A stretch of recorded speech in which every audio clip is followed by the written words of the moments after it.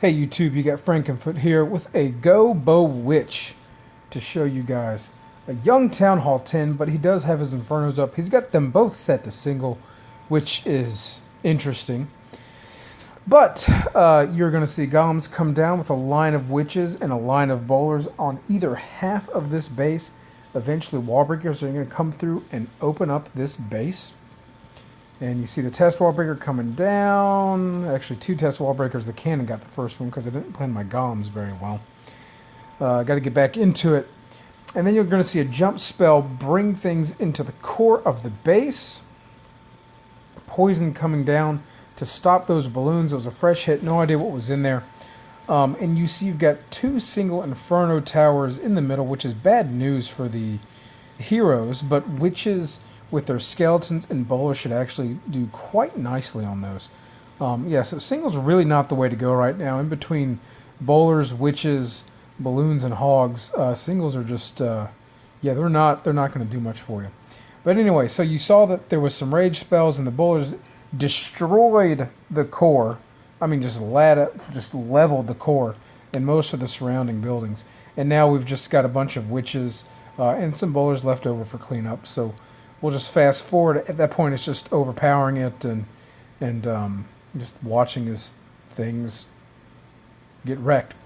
So this attack seemed to work quite well. I'll break down what I was thinking and what seemed to work out. So the first thing I look for if I'm doing a GoBoWitch is I find the bomb towers. And he's got both of his right here. God bless him, Mr. Chinese characters that I can't say. So thank him for doing that, because what that means is I'm just going to start my attack on the exact opposite side of that base and let those bomb towers be some of the last things that get cleaned up. Bomb towers are about the worst thing for witches, I found, because the rate of fire is pretty fast, and this guy, this high level one, should be able to wipe out a whole group of skeletons at once. And once that happens, witches are exposed to anything else. And once something locks on to the witch, it's just game over. It's going to fire until the witch is out of range, or one of the two things is no more. So, like the fact the bomb towers on this side of the base, like the fact that the wizard towers are internal, because that means they're not going to harass my skeletons too terribly quickly. So this is actually a good base for it. Now the problem is the ring structure. If the ring just makes things hard to get into the core. And so I haven't done a whole lot of ring bases at Town Hall 10 just yet, but what I was hoping was with bowlers on rock skips, I could take out some of these side buildings here. And with those things being gone, things would be more comfortable moving into the core. So that was my plan. So bomb towers over here, so we're attacking from one of these sides. I decided to come in on this side here. Because then the queen is going to be firing on troops either around this direction or somewhere in here. So I have a high degree of confidence that things are going to move into the core once the queen sort of locks onto them. Now, once things get into the base, I don't know where traps are. This is a fresh hit. I don't know what's in the clan castle. Anything but a lava hound, 2 poison spells should take care of it. If it's a lava hound, the queen will just be stuck for a while, and then I'll drop some poison on the dang pups when they come out. But yeah, so don't know what's in there. Poison spell should take care of it. Don't know where the trap locations are. I might have a giant bomb here. I don't think that I did. Might have one here. Don't know where the Teslas are. Don't know where anything is. So since I only need one jump spell, because I can wall break into here and then one jump spell will get me into the core, I'm actually going to bring a heal spell. So it's going to be one jump, one Town Hall 9 level freeze, because I haven't upgraded that yet, because I've got everything in the universe to upgrade, and you know, you gotta survive. You gotta raid to power up your army for war. It's a tough nut, but I've been focusing on golems and bowlers, and it seems to have served me well. Hounds aren't doing a whole lot for me at the moment. I've tried Laloons, Gobo Laloons. I'm having trouble getting balloons to work at Town Hall 10. Maybe one day, but not right now. This is a good enough attack for me right now. And you get figured out real quick. Oh, that's the thing. I just don't have, in between life and work and everything, you know, it's nice to be able to sit down and stare at a base for 5 or 10 minutes, get a pretty good plan, check a few things out, and then have a pretty good confidence that you're going to at least get a good 2-star out of it. A lot less stressful. I like that. A lot less stressful. Hit rate maybe isn't as high as those Town Hall 9 attacks were, but a lot less stressful for sure. Anyway, so there we go, now that I've said that piece. So what I'm actually planning on doing is, for the funnel, I'm going to drop a wizard on each one of these, just barely out of range of that archer tower and of that cannon. Then these guys will be gone. I'm going to drop a golem over here and a golem over here, and I actually didn't check. That cannon's not going to be distracted by anything. So I lost a wall breaker because of that, but thankfully I brought extras. So that was a mistake on my part, and that is the problem. We don't stress over base for an hour, you miss things like that. So once I have the golems down, I'm going to drop 1, 2, 3, 4 witches, 1, 2, 3, 4 witches on either side, and then 1, 2, 3, 4, 5 bowlers, 1, 2, 3, 4, 5 bowlers.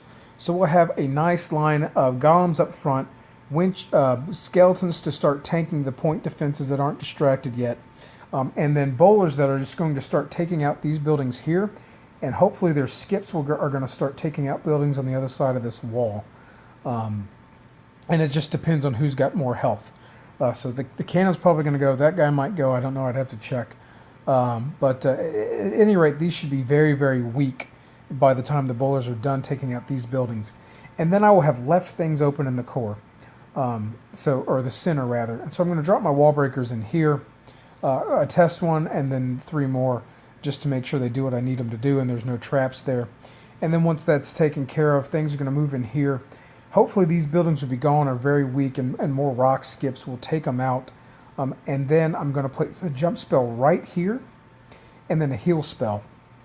And the heal spell is going to get the bowlers up to full health as they move into the core. And it is going to try to help them get through these wizard towers.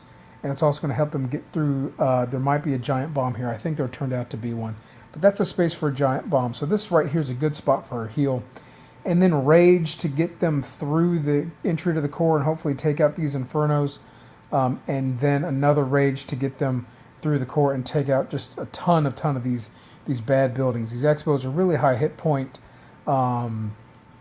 And so then once that's done, hopefully some things will steer around the core, and then you're just going to have just a few point defenses and bomb towers left to take care of. So that should, whatever's left over, hopefully we'll just have to take care of that, because I'm not bringing any hogs, I'm not bringing any balloons or anything like that. I find the camp space is more efficiently used as in bowlers or bowlers or witches.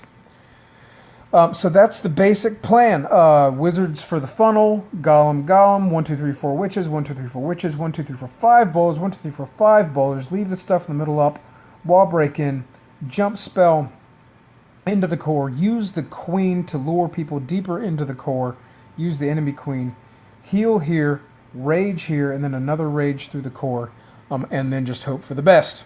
So now let's watch that unfold piece by piece, and I'll react to it as I see how well things did or didn't work.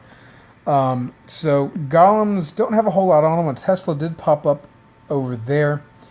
But let's look at what's going on here. So the bowlers didn't take out much on the skip, not the initial skip. They did leave that tower open. My wall breakers are a little bit late getting out there. But they did move up to the line. You see the witch is working on that. Okay, so it wasn't quite what I had imagined, but it did work out. I've still got these buildings in the core up over here, so things are going to move in, and they're going to not be distracted to go to the left or the right. Ooh, 2 Teslas right here. Anyway, so you see the main core of high-level bowlers come in last once I'm convinced things are going to move into the middle. Balloons, of all things, come out of the clan castle. Fresh hit, not sure what's in there, so I dropped 2 poison spell on the balloons. And between the poison and the queen, they should get knocked out. So my king does move into the core, but unfortunately he's got balloons and 2 single targeting infernos on him, so he's not going to last long. Go ahead and drop that freeze on the infernos just to buy myself a little bit of time. Could have waited for them to fire on the queen, but thanks to the raged bowlers and the raged queen, both infernos are down. Thankfully, they were pretty close to each other. And that final rage is just helping the queen and the bowlers destroy what's left hanging around this base. So, woo, bowlers and their rocks and their skips. So now that the core is gutted, I've still got tons of witches on the perimeter sitting around, cooking up skeletons, just knocking stuff out. And all I got to do is worry about getting through the wizard tower and these bomb towers. But this golem, which made it to the end, is excellent at distracting splash damage. So it all did work out. This guy on the left, he's a level 1, I think, low level bomb tower. It takes him 2 shots to get through the skeletons if you want to watch that. This guy can probably do it in 1. So that's why bomb towers are just lethal to witches. If they can knock out that whole group of skeletons in 1 hit, then the witches are next up. But thankfully, there was enough distraction. I still had my queen up with her ability. I did use it when she started beating up on the wall just because, you know, to help her get through the darn thing, I guess. I don't know what else to say. What do you want from me? What do you want from me, YouTube? Anyway, so yeah, still learning this, still experimenting. This base worked rather well. You're going to encounter these ring bases a lot at Town Hall 10. I have found these anti-2-star bases. And so with proper funneling, you did get the job done. So anyway, so there you go. So the funnel did work. It didn't work quite like I intended, but it looks like because these things were just 1 block away, the bowlers are going to walk up. They're going to take these things out. They're going to damage these things on the skip. And then they're going to walk up and they're going to take them out. So sort of dropping everything in a line on either side of where I wanted to enter did work rather well. Yeah, look at that. Oh, look, they actually busted through the wall on their own over there. Those tenacious little skeletons. Anyway, well, there you go. Maybe you learned something from this. Maybe you didn't. I'm still learning from this. Not a super high-powered 10, but I think a max Town Hall 10 3-star, even for the elite folks up in the Champions War League and all that. That seems to be pretty rare as best as I can tell. It's not easy. It takes a lot of effort. It's not like Town Hall 9 where you can sort of do it all at once and be done with it pretty quickly. So anyway, well, there you go. We'll watch the glorious destruction of the Town Hall one last time. All right, well, that's all Frankenfoot's got for you now. We'll talk later.